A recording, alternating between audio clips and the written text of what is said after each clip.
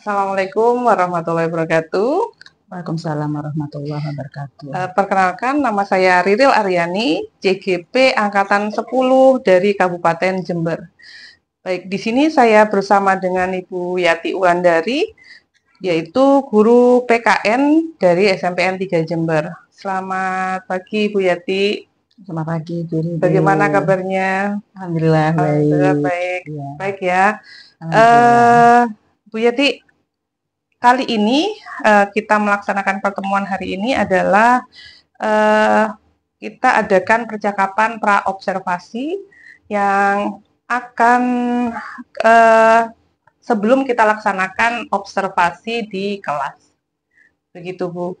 Ya. Jadi, adapun tujuan coaching pelaksanaan pra-observasi supervisi pembelajaran adalah yang pertama adalah untuk meningkatkan kualitas pembelajaran, kemudian yang kedua adalah untuk mengembangkan dan mengoptimalkan potensi guru dalam mencapai tujuan pembelajaran yang berpusat pada peserta didik atau murid. Baik, di sini saya akan menanyakan beberapa pertanyaan Bu Yati terkait nanti pembelajaran yang akan dilaksanakan Bu Yati di kelas. Begitu, nggih? Bu Yati, untuk tujuan pembelajaran yang akan dilaksanakan nanti apa, Bu? Ini saya sudah menyiapkan modul ajar untuk observasi yang akan saya lakukan, dan untuk tujuan pembelajaran, jadi peserta didik setelah melalui kegiatan membaca, mengamati gambar, tayangan slide PowerPoint, juga menyimak video, diharapkan peserta didik yang pertama itu dapat menjelaskan pengertian norma. Lalu yang kedua, peserta didik dapat menganalisis macam-macam norma dalam kehidupan bermasyarakat, berbangsa, dan bernegara. Jadi macam-macam norma itu kan terdiri dari 4. Ada 4 macam, ada norma agama, norma kesusilaan, norma kesopanan, dan juga norma hukum. Jadi peserta didik dapat menganalisis ya kesemuanya tersebut. Itu untuk kompetensi pengetahuan. Berikutnya untuk kompetensi keterampilan, tujuannya yaitu peserta didik dapat menyajikan laporan dan produk hasil identifikasi norma. Berikutnya untuk kompetensi sikap ya, penilaian sikap, ini diharapkan nanti peserta didik dapat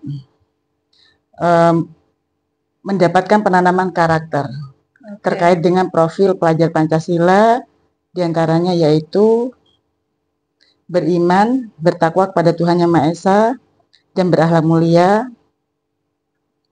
Itu dimensinya, sedangkan elemennya yaitu menghayati kebesaran ciptaan Tuhan Yang Maha Esa. Lalu dimensi yang kedua yaitu bergotong royong, elemennya melakukan kolaborasi.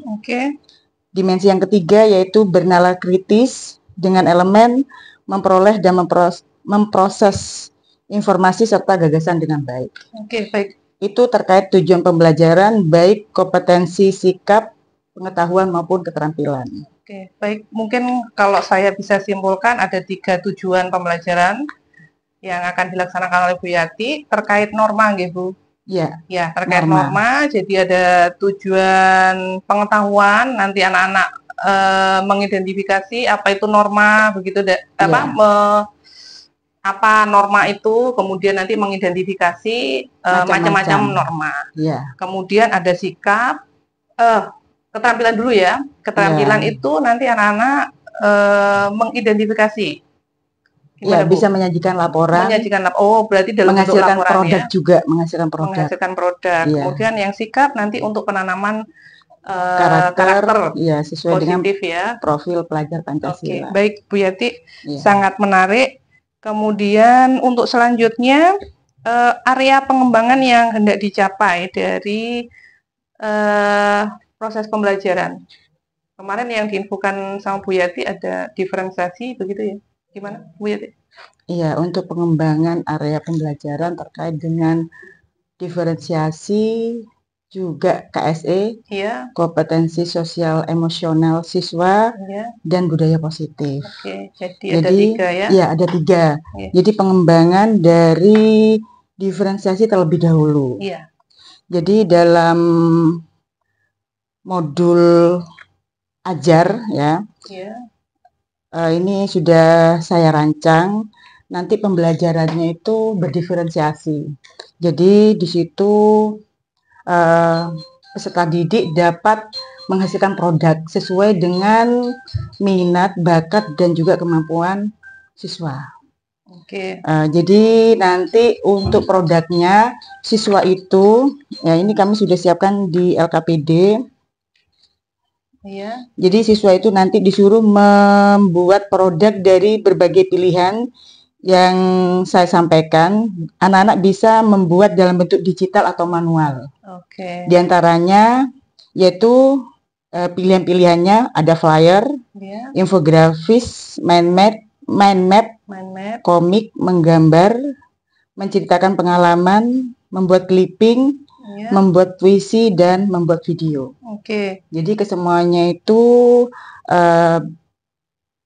ini sesuai dengan bakat minat anak-anak ya, bisa audio, visual maupun kinestetik.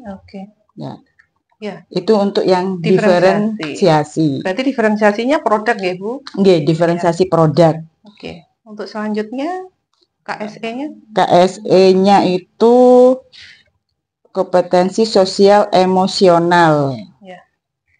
Jadi diharapkan nanti peserta didik dalam menjalankan aktivitas itu melakukannya dengan penuh perasaan bahagia. Jadi kalau anak-anak bahagia, pastinya tujuan pembelajaran akan berhasil dengan memuaskan sesuai dengan harapan begitu. Jadi nanti melalui langkah-langkah pembelajaran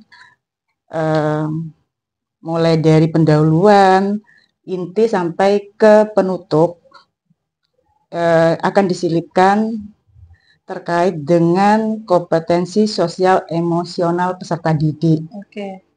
Di antaranya yaitu kesadaran sosial, empati ya. Jadi anak-anak nanti dibentuk kelompok. Ya, dibentuk kelompok. Pembentukan kelompok ya? Iya, pembentukan kelompok, Bu Riril. Juga dalam pembentukan kelompok itu nanti kan anak-anak diskusi. Di situ akan anak-anak bisa mengambil keputusan dan itu bertanggung jawab. Maksudnya bertanggung jawab itu tidak asal dalam mereka menjawab LKPD yang ditugaskan oleh guru, tetapi melalui buku-buku atau referensi yang ada. Jadi didiskusikan bersama, saling bertukar pendapat antar siswa, saling menghargai perbedaan pendapat yang ada. Itu untuk kesadaran sosial ya, empati. Ya. Jadi nanti siswa diajak menaruh perhatian pada perasaan orang lain, mengajak siswa berlatih berpikir sebelum berbicara, mengajak siswa meyakini bahwa tidak ada satupun di dunia ini yang sama, sehingga diperlukan untuk menghargai orang lain ya, meskipun beda pendapat. Ada lagi Bu, KSE? KSE dari kegiatan di inti ya, terutama Bu Riril ini nanti KSE ini dikembangkan melalui keterampilan relasi ya, atau kerjasama dan resolusi konflik ya. Yang dilakukan guru diantaranya yaitu melatih keterampilan menyampaikan pesan dengan jelas, mendengarkan secara aktif, melatih keterampilan menyampaikan pendapatnya dan responsif ya, merespon ya, dengan menyatakan sikap setuju, tidak setuju, saling menghargai, melatih keterampilan mengelola tugas. Sampai nanti ke produk.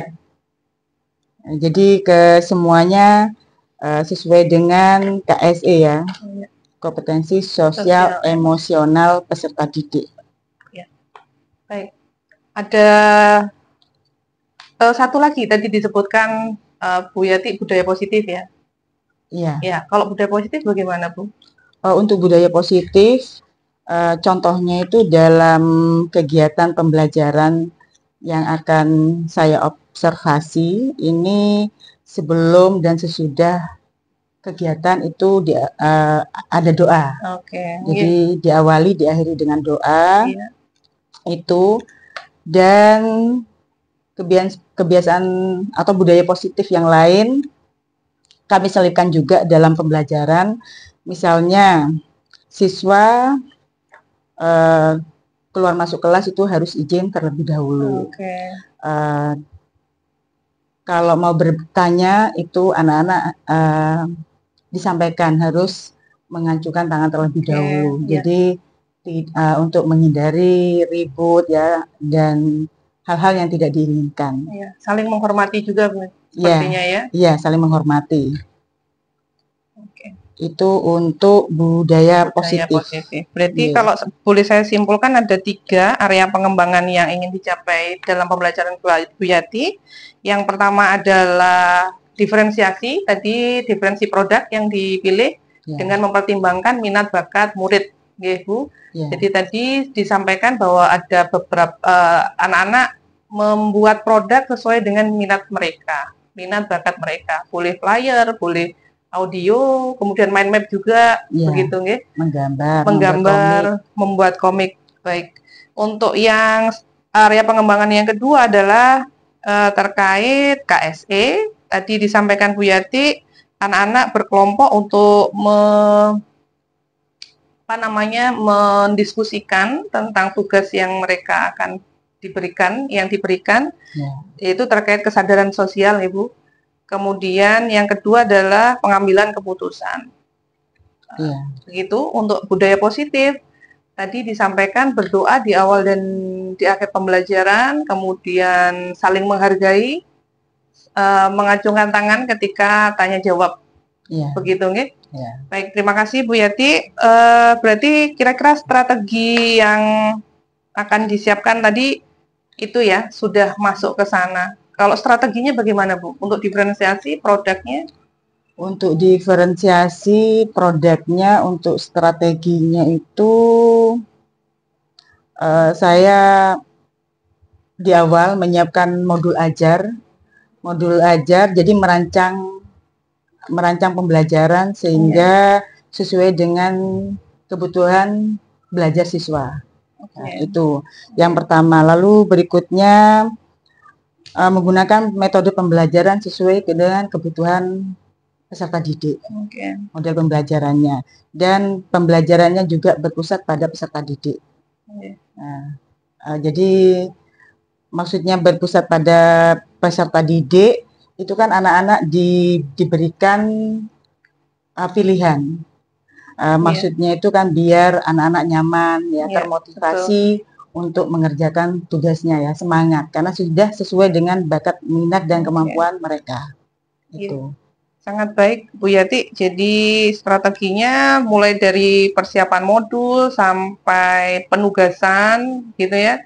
Itu orientasinya adalah kepada peserta didik atau murid. Jadi berdasarkan minat bakat mereka juga. Jadi ketika mereka mengerjakan atau diberikan pembelajaran dapat mudah terserap oleh mereka dan tujuan pembelajaran pun juga akan tercapai. Harapannya begitu nggih Bu Yati? Iya, betul. Berarti untuk metode pembelajaran Bu menggunakan apa? Untuk observasi yang akan dilakukan besok itu yaitu model pembelajaran TSTS ya, to stay to stray. Itu ada ceramah, tanya jawab juga, diskusi, penugasan. Jadi lengkap ya Bu.